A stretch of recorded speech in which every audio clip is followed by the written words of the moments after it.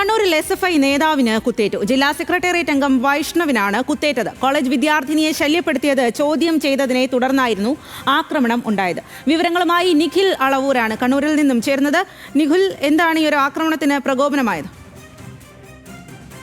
കൂടിയാണ് ഇത്തരത്തിലുള്ള സംഭവം കണ്ണൂർ തോട്ടട SNG കോളേജിന് സമീപത്ത് നടക്കുന്നത്. കോളേജ് യൂണിയൻ ഇലക്ഷനുമായി ബന്ധപ്പെട്ട പ്രവർത്തനങ്ങൾ നടക്കുന്നതിനാൽ വിദ്യാർത്ഥികൾ ഈ കോളേജ് പരിസരത്തുണ്ടായിരുന്നു. അങ്ങനെ ഉച്ചയോടുകൂടി അവിടെ ഉണ്ടായിരുന്ന ഒരു വിദ്യാർത്ഥിനിയെ ബൈക്കിലെത്തിയ രണ്ടംഗ സംഘം കമന്റ് അടിക്കുകയും ശല്യപ്പെടുത്തുകയും ചെയ്തു. ഇത് ഈ പരിസരത്തുണ്ടായിരുന്ന വൈഷ്ണവ് ചോദ്യം ചെയ്തു.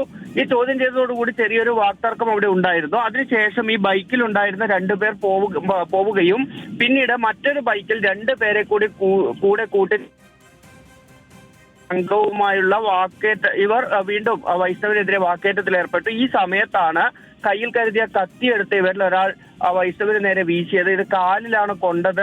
അത് മാത്രമല്ല, ഈ കത്തിയുടെ ഒരു ഭാഗം പൊട്ടി ഈ കാലിൽ തറിച്ച് കയറുന്ന സാഹചര്യം ഉണ്ടായി. ഇപ്പോൾ ഏതായാലും കണ്ണൂരിലെ ആശുപത്രിയിലാണ് വൈഷ്ണവ് ഉള്ളത്. പോലീസ് അന്വേഷണം ആരംഭിച്ചിട്ടുണ്ട്. CCTV ദൃശ്യങ്ങൾ ഉൾപ്പെടെ ശേഖരിച്ചുള്ള അന്വേഷണമാണ് ഇപ്പോൾ പോലീസ് ഈ സംഭവത്തിൽ നടത്തുന്നത്. ശരി നിഖിൽ, കണ്ണൂരിലാണ് SFI നേതാവിന് കുത്തേറ്റത്. ജില്ലാ സെക്രട്ടേറിയറ്റ് അംഗം വൈഷ്ണവിനാണ് കുത്തേറ്റിരിക്കുന്നത്.